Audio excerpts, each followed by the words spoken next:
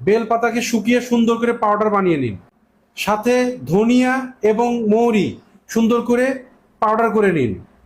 এই তিনটা উপকরণ সুন্দর করে মিক্সিং করে নিন। এইবার 4 থেকে 5 গ্রাম রাত্রে ভিজিয়ে রাখুন। সারা রাত্রি 1 গ্লাস জলের মধ্যে ভিজিয়ে রাখবেন। সকালবেলা খালি পেটে পান করবেন। যেসব বাচ্চাদের হাইট বাড়ে না, এটা খেলে হাইট বাড়তে শুরু করবে। যাদের